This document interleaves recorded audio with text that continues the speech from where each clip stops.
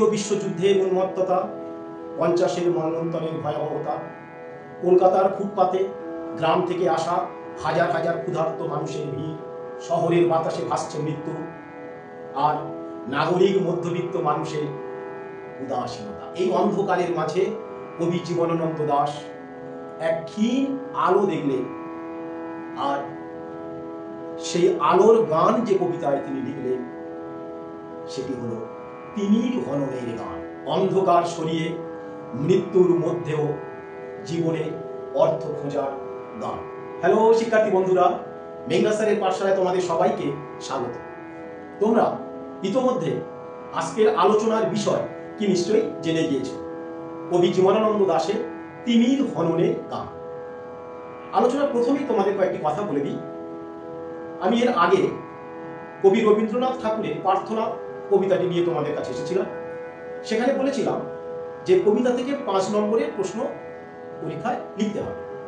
সাম্প্রতিক উচ্চ মাধ্যমিক শিক্ষা সংসদে নির্দেশিকায় বলা হয়েছে যে কবিতা থেকে 2 নম্বরের একটি প্রশ্ন লিখতে হবে এবং 3 নম্বরের একটি প্রশ্ন লিখতে হবে। তো আমি প্রার্থনা কবিতার প্রশ্ন কাঠামো নিয়ে পরবর্তী একটি আলোচনায় আসবো। কেমন? আজ যে কবিতাটি আলোচনা করব তিমির হননের গান, সেটিও একই। এই কবিতা থেকে 2 নম্বরের প্রশ্ন এবং 3 নম্বরের প্রশ্ন আমাদের তৈরি করতে হবে। কেমন? এবার চলো আমরা মূল আলোচনায় চলি। তিমির হননের গান এই কবিতাটি কবি জীবনানন্দ দাশের 7টি তারার তিমির এই কাব্যগ্রন্থ থেকে নেওয়া হয়েছে। এই কবিতাটি হলো 28 সংখ্যক। এই কবিতার প্রেক্ষাপট সম্পর্কে একটু ধারণা দিয়ে দিই। দ্বিতীয় বিশ্বযুদ্ধ এবং সমকালীন 50-এর মন্বন্তর। এর ফলে এই দুই সভ্যতার সংকটের পরিপ্রেক্ষিতে তিমির হননের গান কবিতাটি লেখা হয়েছে। এক অদ্ভুত আধারে পরিব্যাপ্ত বাঙালির জীবন এবং সময়কাল। এই অদ্ভুত আধার থেকে পরিত্রাণের জন্য বা এই অদ্ভুত আধার থেকে আলোর উত্তরণের জন্য সমকালীন কবি সাহিত্যিক তারা বিভিন্ন সাহিত্যের মধ্য দিয়ে চেষ্টা করেছেন। জীবনানন্দ দাশ সেই রকমই তিনিও এই অদ্ভুত সময় থেকে কিভাবে পরিত্রাণ পাওয়া যায় তার একটা দিশা এই কবিতার মধ্যে দিয়েছে। আমরা কি সবসময় অন্ধকারে থাকবো? কি বলছো তোমরা? না, অন্ধকার নয়, অন্ধকারকে অতিক্রম করে আলোর মধ্যে আমাদের যাত্রা করতে হবে। তাই কবিতাটির নাম হলো তিমির হননের গান। তিমির মানে অন্ধকার। তিমিরকে কিভাবে আমরা অতিক্রম করব, অতিক্রম করে কোথায় যাব? আলোর সন্ধানে যাব বা আলোর দিকে যাত্রা করব। এটাই হলো কবিতার মূল সুর। এবার আমি কবিতার লাইন ধরে আলোচনা করছি। প্রত্যেকে বই খাতা নাও, নিয়ে আমি যে যে অংশগুলি গুরুত্বপূর্ণ, যেখান থেকে 2 নম্বর প্রশ্ন আসবে বা যেখান থেকে 3 নম্বর প্রশ্ন আসার সম্ভাবনা আছে, সেই অংশগুলি বলবো, তোমরা একটু লিখে নেবে খাতায়, আর গুরুত্বপূর্ণ অংশগুলি দাগ দিয়ে দেবে। প্রকৃতির বলে মানুষের যাওয়ার একটা চেষ্টা। কেন প্রকৃতির কাছে মানুষ গেছে? না, প্রকৃতির যে বৈশিষ্ট্য, সেই বৈশিষ্ট্য মানুষ তার নিজের হৃদয়ে নেয়ার জন্য প্রকৃতির কাছে গেছে। তাই প্রকৃতি লালিত মানুষ তারা প্রকৃতির মধ্য থেকে জীবনের আলোড়নকে তারা উপলব্ধি করেছিল। দেখো কি সুন্দরভাবে কবিতা। কোনো হ্রদে, কোথাও নদীর ঢেউয়ে, কোনো এক সমুদ্রের জলে কিভাবে পরস্পরের সাথে দুদণ্ড জলের মতো মিশে। তাহলে দেখো প্রকৃতি কিন্তু কি মনে হয়, প্রকৃতি আমাদেরকে ভালোবাসে না আমাদেরকে দূরে সরিয়ে দেয়? কি, প্রকৃতি আমাদেরকে ভালোবাসে। তাহলে প্রকৃতি যখন আমাকে ভালোবাসছে, আমরাও প্রকৃতিকে কি করবো? ভালোবাসবো। তাই প্রকৃতির যে বৈশিষ্ট্য, সেই বৈশিষ্ট্য কিভাবে কবি করছেন? পরস্পরের সাথে দুদণ্ড জলের মতো মিশে। অর্থাৎ প্রকৃতি যেমন কাউকে কম দেয়, কাউকে বেশি দেয়, এমন নয়। ঠিক তেমনি আমরাও জলের মতো মিশে, মানে আমার চারপাশে যে মানুষজন আছে, আমরা যেন পরস্পরের মধ্যে আমরা জলের মতো মিশবো। আমাদের মধ্যে কোনো সংকীর্ণতা থাকবে না, যেটা হয়েছিল প্রথম দিকে। সেটাই কবি এখানে বলছেন, জলের মতো মিশে। অর্থাৎ মানুষের মধ্যে পারস্পরিক যে নিবিড়তা, সেই নিবিড় ভাবটাকে এখানে বুঝিয়েছে। সেই এক ভোরবেলা শতাব্দীর সূর্যের নিকট আমাদের জীবনের আলোড়ন হয়তোবা জীবনকে শিখে নিতে চেয়েছিল। খুব গুরুত্বপূর্ণ এখানে দুটো অংশ দেখো। পরস্পরের সাথে দুদণ্ড জলের মতো মিশে। এই দুদণ্ড জলের মতো মিশে বলতে কি? এক মানুষ আরেক মানুষের সঙ্গে পারস্পরিক নিবিড়তা বোঝানোর জন্য এটা 2 নম্বর প্রশ্ন আসতে পারে। এরপরে দেখো আমাদের জীবনের আলোড়ন। তাহলে আমরা এই জীবনের আলোড়নটা কোথা থেকে পেয়েছি? এই যে আমাদের মধ্যে যে উদারতা, এই যে একটা বিনম্র ভাব, এই যে সহানুভূতি, এগুলো আমরা কার কাছ থেকে এই শিক্ষাটা পেয়েছি? প্রকৃতি আমাদেরকে সেই শিক্ষাটা দিয়েছে। প্রকৃতি আমাদের জীবনের প্রথম পাঠটা দিয়েছে। ঠিক আছে? তারপরে কি বলছেন? হয়তোবা জীবনকে শিখে নিতে চেয়েছিল। এটাই আমরা প্রকৃতির কাছ থেকে শিখে নিয়েছি। শিখে নিতে চেয়েছিল। এবার দেখো প্রকৃতির কাছ থেকে আমরা শিখলাম, এরপরে কবি যে লাইনটি বলছে খুব গুরুত্বপূর্ণ, এটা তোমরা দাগ দিয়ে নাও, এটা খুব গুরুত্বপূর্ণ। অন্য এক আকাশের মতো চোখ নিয়ে। আচ্ছা, আকাশের ধর্ম কি? উদারতা। আকাশ একেবারে উদার, নির্মল। তাই আকাশের মতো উদার ও নির্মল হওয়ার আমাদের মনের মধ্যে আমরা আরেকটা আকাশ তৈরি করে নিয়েছি। অর্থাৎ এই আকাশের উদারতা বা নির্মলতার মতো আমাদের হৃদয়েও আরেকটি আকাশের জন্ম আমরা দিয়েছি। সেটাই বলছেন এখানে, দেখো অন্য এক আকাশের মতো চোখ নিয়ে। ঠিক আছে, মানে আকাশের মতো উদারতার যে চোখ আমরা নিয়েছি, তৈরি করে নিয়েছি, এবং সেই চোখ নিয়ে আমরা হেসেছি, আমরা খেলেছি। স্মরণীয় উত্তরাধিকারে কোনো গ্লানি নেই ভেবে একদিন ভালোবেসে গেছি। অসাধারণ লাইন। বলছে কি, তাহলে সেই আকাশের মতো উদারতার চোখ নিয়ে আমরা হেসেছি, খেলেছি। আমাদের যে উত্তরাধিকার, অর্থাৎ আমাদের যে পূর্বপুরুষ, সেই পূর্বপুরুষদের তাদের যে আচরণ, তাদের যে বৈশিষ্ট্য, সেই বৈশিষ্ট্যকে আমরা কি করেছি না, গ্লানি নেই ভেবে আমরা সেই বৈশিষ্ট্যকে কি করেছি, গ্রহণ করেছি। আর এভাবে আমরা প্রকৃতিকে ভালোবেসেছি, আমার চারপাশে মানুষজনকেও ভালোবেসে গেছি। এটা হলো কবিতার প্রথম অংশে। এবার আমরা আস্তে আস্তে কবিতার মূল যে টোন, সেই টোনের দিকে যাব। তাহলে এই যে অংশটা তোমাদের বললাম, এই অংশের মধ্যে তোমরা অন্ধকারের কোনো জায়গা পেয়েছো? তিনি বা অন্ধকার পেয়েছো কি? পাওনি। তাহলে এবার আমরা একটু অন্ধকারের দিকে যাই। এরপরে কবি বলছেন সেই সব রীতি। প্রশ্নটা হলো 2 নম্বর প্রশ্ন, কোন সব রীতি? এই যে নদীর ঢেউয়ে, হ্রদে, সমুদ্রের জলের মতো পরস্পরকে জলের মতো মিশে থেকে ভালোবেসে আমাদের মন যে উদার হয়েছে, পবিত্র হয়েছে, এই পারস্পরিক নিবিড়তা, এই আত্মিক বন্ধন, এই আত্মিক বন্ধনকে কবি বলছেন সেই সব রীতি এই বর্তমান সমাজে, অর্থাৎ বর্তমান সময়, অর্থাৎ দ্বিতীয় বিশ্বযুদ্ধ এবং 50-এর মন্বন্তরের মধ্য দিয়ে আমাদের সমাজে যে অন্ধকারময় অবস্থা, এই সময় ওই বর্তমান রীতিটা কি হয়েছে, আজ নিতের চোখের মতো। তাহলে এই যে 50-এর মন্বন্তর বা দ্বিতীয় বিশ্বযুদ্ধের পরবর্তী সময়, অর্থাৎ এই সময় যে বাংলার যে অবস্থা, এই অবস্থাতেও আমরা কি বলছে, সেই সব রীতি কেমন হয়েছে, নিতের চোখের মতো, মানে ফ্যাকাশে, মানে বিবর্ণ, যান্ত্রিকতা। অর্থাৎ এই প্রথমের দিকে কবি যেটা আমাদের প্রাচীন ঐতিহ্যের কথা বললে, তারপরে আমরা এখন চলে এসেছি যান্ত্রিক সমাজ ব্যবস্থা। এই যান্ত্রিক সমাজ ব্যবস্থায় ওই নাগরিক মধ্যবিত্ত সমাজ, তারা কিন্তু আর সেই আগের প্রাচীন ঐতিহ্যের মতো তারা নেই। তারা পরস্পরের মধ্যে যে ভালোবাসা, নিবিড় ভালোবাসার বন্ধনে তারা নেই।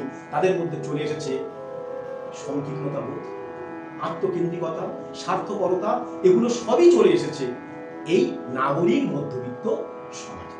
ঠিক আছে এই পর্যন্ত? কি বুঝতে পারলেন? চলো, বলছে কি সেই সব রীতি আজ মিতে চোখের মতো তো, অর্থাৎ একটা যান্ত্রিকতায় এখন অস্পষ্ট। এই অস্পষ্টতার মধ্যে, এই অন্ধকারের মধ্যে কবি একটা অসাধারণ কথা বললেন, তারার আলোর দিকে চেয়ে নিরালো। এটা 2 নম্বরের প্রশ্ন, তারার আলোর দিকে চেয়ে নিরালো। আচ্ছা, তারার আলো, আমি অন্ধকারের মধ্যে দাঁড়িয়ে আছি। এই নাগরিক মধ্যবিত্ত সমাজ মানুষ, তারা অন্ধকারের মধ্যে আছে, তবুও তারা আকাশের ওই তারার আলোটার দিকে তাকিয়ে আছে। নিরালো মানে যেখানে কোনো আলো নেই, যেখানে আমি দাঁড়িয়ে আছি। তাহলে অন্ধকারের মধ্যে থেকে ওই আকাশের তারার দিকে তাকিয়ে থাকবো কেন? কবির প্রশ্ন এখানে, যে এই অন্ধকারের মধ্যে থেকেও তারাও তারার আলোর দিকে তাকিয়ে আছে। কারা তাকিয়ে আছে সবসময় খেয়াল রাখবে, এটা নাগরিক মধ্যবিত্ত সমাজের কথা এখানে বলছে, যারা সেই প্রাচীন ঐতিহ্য মেনে নি। প্রাচীন ঐতিহ্য তাদের মনের মধ্যে আছে, কিন্তু তারা কাজের ক্ষেত্রে কিন্তু সেই ঐতিহ্য দেখাচ্ছে না। ভাবার চেষ্টা করো, মানে বৈপরীত্য একটা ভাব। অন্ধকারের মধ্যে আছে, অন্ধকার থেকে কিভাবে আলো সন্ধান করবো সেই চেষ্টা করছে না। তারা মনে করছে এই অন্ধকারের মধ্যে থেকে ওই তারার দিকে তাকালে হয়তো আলো পাবো। তাই বলছেন কবি এখানে, তারার আলোর দিকে চেয়ে নিরালো। আর কেমন? হেমন্তের প্রান্তরের তারার আলো। হেমন্তের প্রান্তর বলতে যেখানে বিবর্ণতা, বিষণ্ণতা, যেখানে অন্ধকার, সেই অস্পষ্ট অন্ধকার, হেমন্তের প্রান্তরে তারা তারার আলোর দিকে যেন তাকিয়ে আছে। তারপরেই বললেন কবি, সেই যে টেনে আজও, সেই যে টেনে বলতে গেলে কি বলতে চাইছেন, সেই যে প্রাচীন যে ঐতিহ্য ছিল, যে ঐতিহ্য জীবনকে আলোড়িত করত, যে ঐতিহ্যের মধ্যে আমাদের জীবন আকাশের মতো প্রসারিত হতো, সেই ঐতিহ্য যে টেনে তারা এখনো খেলছে, অর্থাৎ এখনো তারা চলছে। কেমন ভাবে দেখো, খুব সুন্দর ভাবে লিখেছে, নেই, অর্থাৎ সূর্যের আলো নেই, তবু সূর্যালো মনোরম মনে বলে আসে। আচ্ছা, এটা কোনো কাজের কথা? বলো তোমরা। আমি অন্ধকারের মধ্যে আছি, সূর্যের আলো নেই, আমি ভাবছি সূর্যের আলো তো খুব মজাদার, সেই জন্য। তাহলে দেখো এখানে কবি কি বলছেন, যে এই নাগরিক মধ্যবিত্ত শ্রেণী এরা সেই জেট টেনে নিয়ে সূর্যের আলো নেই, কিন্তু সূর্যের আলো না থাকলেও সূর্যের আলো মনোরম, সেই কারণে তারা হাসছে। শতই বিমর্ষ হয়ে ভদ্র সাধারণ চেয়ে দেখে, বলছে এরা শতই বিমর্ষ হয়ে, অর্থাৎ এরা নিয়ত বিমর্ষ, এরা দেখতে পাচ্ছে কোথাও আলো নেই, কিছু নেই, সূর্য নিভে গেছে, তবু এই কিছু না থাকার মধ্যেও তারা কিন্তু কখনো এই কিছু না থাকার মধ্যে দিয়ে যে উত্তরণ করতে হবে, এর মধ্যে যে এগিয়ে যেতে হবে, সেটা না করে ওটাই কিছু না থাকাটাই যেন তাদের জীবনের স্বাভাবিক বলে তারা মনে করছে। তবু সেই বিষাদের চেয়ে, এটা গেল মধ্যবিত্ত নাগরিক সমাজে। এরপরে আসছে আরেকটি দৃশ্য কবি এখানে বললেন, তবু সেই বিষাদের চেয়ে আরো বেশি কালো ছায়া। কি আরো বেশি কালো ছায়াটা কি না, লঙ্গরখানার অন্ন খেয়ে মধ্যবিত্ত মানুষের বেদনার নিরাশার হিসাব ডিঙিয়ে নর্দমার থেকে শূন্য ভাগ ভিজে উঠে নর্দমায় নেমে ফুটপাত থেকে দূর নিরত্তর ফুটপাতে গিয়ে নক্ষত্রের জ্যোৎস্নায় ঘুমাতে বা মরে যেতে জানে। কি অসাধারণ দুটো চিত্র বললেন, যে এই মধ্যবিত্ত শ্রেণী থেকে আরো যন্ত্রণাদায়ক কি, লঙ্গরখানার অন্ন খেয়ে। এখন যেহেতু গ্রাম থেকে হাজার হাজার মানুষ তারা জানে, হয়তো ভেবেছিল যে শহরে হয়তো গেলে কিছু খেতে পাবো, তাই শহরে তারা ভিড় করে। সেই কারণে শহরের লঙ্গরখানা, যেখানে খাবার দেওয়া হয় আর কি, সরকারিভাবে খাবার দেওয়া হয়, সেটা লঙ্গরখানা, সেখানে তারা খাবারের লাইন দিয়েছে। তারপরেই কবি বলছেন, মধ্যবিত্ত মানুষের বেদনার নিরাশার হিসাব ডিঙিয়ে, অর্থাৎ তারা যেটা চিন্তা করে না এই ক্ষুধার্ত মানুষের কথা, এই মধ্যবিত্ত নাগরিক সমাজ তারা সেটা চিন্তাতে মানে না, তারা শুধু নিজেরটাই বোঝে। তাই কবি বললেন, মধ্যবিত্ত মানুষের বেদনার নিরাশার হিসাব ডিঙিয়ে কারা আছে না, নর্দমার থেকে শূন্য ওভার ব্রিজে উঠে, অর্থাৎ নর্দমায় মানুষ পড়ে আছে, ওভার ব্রিজে পড়ে আছে, ফুটপাতে পড়ে আছে যে সমস্ত মানুষ, নিরন্ন মানুষ, ফুটপাত থেকে দূর নিরত্তর ফুটপাতে গিয়ে। এখন এইখানে আবার একটি 2 নম্বরের প্রশ্ন আছে, ফুটপাত থেকে দূর নিরুত্তর ফুটপাত থেকে দূর নিরুত্তর ফুটপাতে গিয়ে, এই নিরুত্তর মানে কি, নেই উত্তর, যা অর্থাৎ ফুটপাতের কাছে উত্তর নেই, এই ফুটপাতবাসীরা কেন আছে?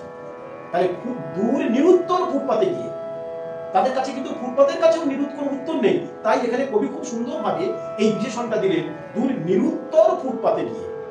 এই সমস্ত মানুষ, ফুটপাতের যে অবশ্যই সমস্ত মানুষ বেঁচে আছে, সেই বেঁচে থাকা, সেই যে মানুষ বেঁচে আছে তাদের সমস্যার কোনো সমাধান দিতে পারছে না, এই ঠিক আছে।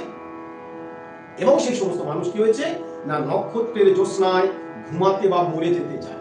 তারা যেমন মারা যেতেও পারে, আবার জেগে থাকতেও পারে, অর্থাৎ তাদের কাছে জীবন এবং মৃত্যু এই দুটোর মাঝে হয়তো কোনো, অর্থাৎ তাদের কাছে এই জীবন এবং মৃত্যু এই দুটোর মধ্যে কোনো পার্থক্য নেই। তাই নক্ষত্রের জ্যোৎস্নায় ঘুমাতে বা মরে যেতে তারা চায়, কোনো ব্যাপার নেই। এরা সব এই পথে। এখন এখানে এরা বলতে কাকে বোঝানো হয়েছে? এরা বলতে দুর্ভিক্ষ পীড়িত মানুষ, এরা সব এই পথে। এই পথে মানে কোন পথে? কেউ নর্দমায়, কেউ ওভার ব্রিজে, কেউ ফুটপাতে, এরা সব এইভাবে পড়ে আছে। আর ওরা বলতে কারা? ওরা হলো নাগরিক মধ্যবিত্ত মানুষের কথা বলা হয়েছে। ওরা সব ওই পথে। কোন পথে? প্রশ্ন এখানেই হবে 2 নম্বর প্রশ্ন। এখানে 3 নম্বর প্রশ্ন হতে পারে কোন পথে? ওরা সব ওই পথে।